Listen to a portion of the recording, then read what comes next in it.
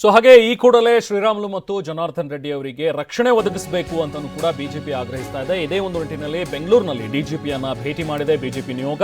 ಇದರಲ್ಲಿ ಆರ್ ಅಶೋಕ್ ಮತ್ತು ಛಲವಾದಿ ನಾರಾಯಣ ಸ್ವಾಮಿ ಅವರ ನೇತೃತ್ವದಲ್ಲಿ ಕೆಲವೊಂದಷ್ಟು ಜನ ನಾಯಕರು ಹೋಗಿ ಭೇಟಿ ಮಾಡಿದ್ರು. ಜನಾರ್ದನ್ ರೆಡ್ಡಿ ಶ್ರೀರಾಮುಲುಗೆ ರಕ್ಷಣೆ ಕೊಡಬೇಕು ಅನ್ನುವಂಥ ಒಂದು ಮನವಿ ಮಾಡಿದ್ದಾರೆ. ಜೊತೆಗೆ ಭರತ್ ರೆಡ್ಡಿ ಹಾಗೂ ಬೆಂಬಲಿಗರ ವಿರುದ್ಧ ಕ್ರಮ ತೆಗೆದುಕೊಳ್ಬೇಕು ಅಂತಲೂ ಕೂಡ ದೂರು ಕೊಟ್ಟಿದ್ದಾರೆ. ಎನ್ ರವಿಕುಮಾರ್, ಬಿಜೆಪಿ ಶಾಸಕರಾದ ಸಿಸಿ ಪಾಟೀಲ್, ಮಹೇಶ್ ತೆಂಗಿನಕಾಯಿ, ಎಂಎಲ್ಸಿ ಕೇಶವ್ ಪ್ರಸಾದ್ ಅವರಿದ್ದಂತಹ ನಿಯೋಗ ಇವತ್ತು ಭೇಟಿ ಮಾಡಿದೆ. ಡಿಜಿಪಿ ಅವರನ್ನ ಭೇಟಿ ಮಾಡಿ ದೂರನ್ನ ಕೊಟ್ಟಿದ್ದಾರೆ. ಈ ಕೂಡಲೇ ನಾರಾ ಭರತ್ ರೆಡ್ಡಿ ಜೊತೆಗೆ ಸತೀಶ್ ರೆಡ್ಡಿ ಅವ್ರ ಮೇಲೆ ಕ್ರಮ ಕೈಗೊಳ್ಳಬೇಕು. ಜೊತೆಗೆ ಜನಾರ್ದನ್ ರೆಡ್ಡಿ ಮತ್ತು ಶ್ರೀರಾಮುಲು ಅವರಿಗೆ ಸೂಕ್ತ ಭದ್ರತೆಯನ್ನು ಒದಗಿಸಬೇಕು. ಯಾಕಂದ್ರೆ ಅವರ ಪ್ರಾಣಕ್ಕೂ ಕೂಡ ಇಲ್ಲಿ ಅಪಾಯ ಇದೆ ಅನ್ನೋದು. ಬಳ್ಳಾರಿಯಲ್ಲಿ ಬ್ಯಾನರ್ ವಿಚಾರಕ್ಕೆ ಘರ್ಷಣೆಯಾಗಿ ಫೈರಿಂಗ್ ಆಗಿರುವಂತಹ ವಿಚಾರಕ್ಕೆ ಸಂಬಂಧಪಟ್ಟಂತೆ ಘಟನೆ ಗಂಭೀರವಾಗಿ ಪರಿಗಣಿಸಬೇಕು ಅಂತ ಬಿಜೆಪಿ ನಿಯೋಗ ಒತ್ತಾಯಿಸಿದೆ. ಹೈಕಮಾಂಡ್ ಸೂಚನೆ ಕೊಟ್ಟಿತ್ತು. ಸೊ ಅಂದ್ರೆ ಬಿಜೆಪಿಯು ಕೂಡ ಇದನ್ನ ತುಂಬಾ ಗಂಭೀರವಾಗಿ ಪರಿಗಣಿಸಿ ಇದ್ರ ಬಗ್ಗೆ ಹೋರಾಟ ರೂಪಿಸಬೇಕು ಅಂತೇಳಿ. ಸೊ ಹಾಗಾಗಿ ಈಗ ಬಳ್ಳಾರಿಯಲ್ಲಿ ಬ್ಯಾನರ್ ವಿಚಾರಕ್ಕೆ ಏನು ಘರ್ಷಣೆ ಸಂಭವಿಸಿದೆ, ಈಗ ನಾಳೆ ಬಳ್ಳಾರಿಗೆ ಬಿಜೆಪಿ ನಾಯಕರ ನಿಯೋಗ ಭೇಟಿ ನೀಡುವಂತಹ ಸಾಧ್ಯತೆಗಳಿವೆ. ಯಾಕಂದ್ರೆ ಹೈಕಮಾಂಡ್ನಿಂದಲೂ ಕೂಡ ಬಿಜೆಪಿಗೆ ಈಗ ಸೂಚನೆಗಳು ಬಂದಿವೆ. ಯಾವುದೇ ಕಾರಣಕ್ಕೂ ಇದನ್ನ ಲೈಟ್ ಆಗಿ ತಗೋಬೇಡಿ, ಇದನ್ನ ತುಂಬಾ ಗಂಭೀರವಾಗಿ ಪರಿಗಣಿಸಿ ಅನ್ನುವಂಥದ್ರ ಬಗ್ಗೆ ಹೈಕಮಾಂಡ್ ಕೂಡ ಸೂಚನೆಯನ್ನು ಕೊಟ್ಟಿದೆಯಂತೆ. ಅದರಂತೆ ಈಗ ಬಿಜೆಪಿ ನಿಯೋಗ ಕೂಡ ಈಗ ಆಕ್ಟಿವ್ ಆಗಿದೆ.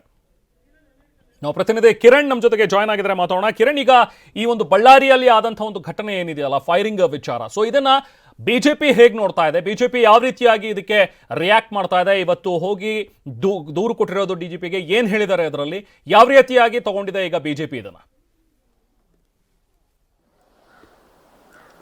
ರೆಹಮಾನ್, ಬಿಜೆಪಿ ಹೈಕಮಾಂಡ್ ಈಗ ವಿಚಾರವನ್ನ ಬಹಳ ಗಂಭೀರವಾಗಿ ಪರಿಗಣಿಸಬೇಕನ್ನುವಂತಹ ಸ್ಪಷ್ಟವಾದ ಸೂಚನೆಯನ್ನ ಕರ್ನಾಟಕ ಬಿಜೆಪಿ ಕೊಟ್ಟಿದೆ. ಹೀಗಾಗಿ ಬಿಜೆಪಿ ನಾಯಕರು ಇವತ್ತು ಸುದ್ದಿಗೋಷ್ಠಿಯನ್ನು ನಡೆಸಿದ್ದಾರೆ. ಜೊತೆಗೆ ಡಿಜಿಪಿ ಅವರನ್ನು ಭೇಟಿ ಮಾಡಿ ಮನವಿಯನ್ನು ಕೊಟ್ಟಿದ್ದಾರೆ, ದೂರನ್ನು ಕೂಡ ಕೊಟ್ಟಿದ್ದಾರೆ. ಇವತ್ತು ವಿಪಕ್ಷ ನಾಯಕರಂತ ಅಶೋಕ್ ಮತ್ತು ಛಲವಾದಿ ನಾರಾಯಣ ಇಬ್ಬರು ಕೂಡ ವಿಧಾನಸೌಧದಲ್ಲಿ ಸುದ್ದಿಗೋಷ್ಠಿ ನಡೆಸಿ ಈ ವಿಚಾರದಲ್ಲಿ ಆಗಿರುವಂತಹ ಬೆಳವಣಿಗೆ ಬಗ್ಗೆ ವಿವರಣೆಯನ್ನು ಕೊಟ್ಟಿದ್ದಾರೆ. ಇದರ ಜೊತೆಗೆ ಆ ಸುದ್ದಿಗೋಷ್ಠಿಯನ್ನು ಮುಗಿಸಿ ನೇರವಾಗಿ ಅವರು ಡಿಜಿಪಿ ಅವರನ್ನ ಭೇಟಿ ಮಾಡಿ ಇಲ್ಲಿ ಶಾಸಕ ಭರತ್ ರೆಡ್ಡಿ ಮತ್ತು ಅವರ ಬೆಂಬಲಿಗ ವಿರುದ್ಧ ದೂರನ್ನು ಕೊಟ್ಟಿರುವಂತದ್ದು ಮತ್ತು ಶಾಸಕರಂತಹ ಜನಾರ್ದನ್ ರೆಡ್ಡಿ ಹಾಗೂ ಮಾಜಿ ಸಚಿವ ಶ್ರೀರಾಮುಲು ಅವರಿಗೆ ರಕ್ಷಣೆ ಕೂಡಲೇ ಸರ್ಕಾರದಿಂದ ಕೊಡಬೇಕು ಅನ್ನುವಂತಹ ಒಂದು ನಿಟ್ಟಿನಲ್ಲಿ ಮನವಿಯನ್ನು ಕೂಡ ಮಾಡಿದ್ದಾರೆ. ಹೀಗಾಗಿ ಈ ತಕ್ಷಣದ ಕ್ರಮಗಳನ್ನು ಈಗ ಸದ್ಯಕ್ಕೆ ಬಿಜೆಪಿ ಮಾಡಿದೆ.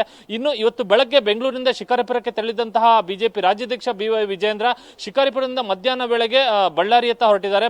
ಸಂಜೆ 5 ಗಂಟೆಗೆ ಅವರು ನೇರವಾಗಿ ಬಳ್ಳಾರಿಗೆ ತೆರಳಿ ಶಾಸಕ ಜನಾರ್ದನ್ ರೆಡ್ಡಿ ಅವರ ನಿವಾಸಕ್ಕೆ ಭೇಟಿ ನೀಡಿ ಅಲ್ಲಿ ಜನಾರ್ದನ್ ರೆಡ್ಡಿ, ಶ್ರೀರಾಮುಲು ಮತ್ತು ಬಿಜೆಪಿ ಕಾರ್ಯಕರ್ತರನ್ನು ಭೇಟಿ ಮಾಡಿ ಮಾತುಕತೆಯನ್ನು ಕೂಡ ನಡೆಸಲಿದ್ದಾರೆ. ಇದರ ಜೊತೆಗೆ ಇವತ್ತು ಬೆಳಗ್ಗೆ ಯಾವಾಗ ನಿನ್ನೆ ರಾತ್ರಿಯಿಂದೀಚೆ ಘಟನೆಗಳಾಯಿತು, ಆನಂತರದ ಬೆಳವಣಿಗೆ ಬಳಿಕ ಬೆಳಗ್ಗೆ ಶ್ರೀರಾಮುಲು ಮತ್ತು ಜನಾರ್ದನ್ ರೆಡ್ಡಿ ಅವರ ಜೊತೆ ವಿಜೇಂದ್ರ ಮತ್ತು ಆರ್ ಅಶೋಕ್ ಇಬ್ರು ಕೂಡ ದೂರವಾಣಿ ಕರೆಯನ್ನ ಮಾಡಿ ಈ ಘಟನೆಯ ಬಗ್ಗೆ ಮಾಹಿತಿಯನ್ನು ಕೂಡ ಅವರು ಪಡ್ಕೊಂಡಿದ್ದಾರೆ. ಇದೆಲ್ಲವೂ ಕೂಡ ಬಿಜೆಪಿ ಹೈಕಮಾಂಡ್ ಈ ವಿಚಾರವನ್ನ ಸ್ಪಷ್ಟವಾಗಿ ಪರಿಗಣಿಸಬೇಕು, ಗಂಭೀರವಾಗಿ ಪರಿಗಣಿಸಬೇಕು ಅನ್ನುವಂತ ನಿಟ್ಟಿನಲ್ಲಿ ಸೂಚನೆಯನ್ನು ಕೊಟ್ಟಂತ ಹಿನ್ನೆಲೆ ತಕ್ಷಣಕ್ಕೆ ರಾಜ್ಯದ ಬಿಜೆಪಿ ನಾಯಕರು ಈ ಕ್ರಮಗಳನ್ನು ಅನುಸರಿಸಿರುವಂತದ್ದು. ಹೀಗಾಗಿ ಸದ್ಯಕ್ಕೆ ಈಗ ಬಿಜೆಪಿ ನಾಯಕರು ವಿಪಕ್ಷ ನಾಯಕರ ನೇತೃತ್ವದಲ್ಲಿ ಡಿಜಿಪಿ ಸಲೀಂ ಅಹಮದ್ ಅವರನ್ನ ಭೇಟಿ ಮಾಡಿದ್ದಾರೆ, ಅಲ್ಲಿ ಮನವಿಯನ್ನು ಕೊಟ್ಟಿದ್ದಾರೆ ಮತ್ತು ದೂರನ್ನು ಕೂಡ ಕೊಟ್ಟಿದ್ದಾರೆ. ಹೀಗಾಗಿ ಇವತ್ತು ಈ ಕ್ರಮಗಳನ್ನು ಕೈಗೊಂಡಿರುವಂತಹ ಬಿಜೆಪಿ ನಾಳೆ ವೇಳೆಗೆ ಈ ವಿಚಾರದಲ್ಲಿ ಬಹುತೇಕ ಬಳ್ಳಾರಿಗೆ ತೆರಳುವಂತಹ ಒಂದು ಸಾಧ್ಯತೆ ಕೂಡ ಇದೆ. ಆದರೆ ಈ ಬಗ್ಗೆ ಇನ್ನು ಸ್ಪಷ್ಟವಾದಂತಹ ತೀರ್ಮಾನವನ್ನು ಇನ್ನೂ ಕೂಡ ಅವರು ಪ್ರಕಟಿಸಿಲ್ಲ.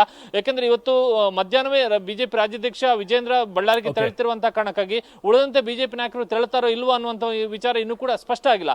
ಆದರೆ ಬಿಜೆಪಿ ಈ ವಿಚಾರದಲ್ಲಿ ಒಂದಷ್ಟು ಗಂಭೀರವಾಗಿ ಪರಿಗಣಿಸಿ ತಕ್ಷಣದ ಒಂದಷ್ಟು ಪ್ರತಿಕ್ರಿಯೆಗಳನ್ನ ಕೊಟ್ಟಿರುವುದಂತ ಹೌದು, ಅದು ಕೂಡ ಹೈಕಮಾಂಡ್ನ ನಿರ್ದೇಶನದ ಮೇರೆಗೆ.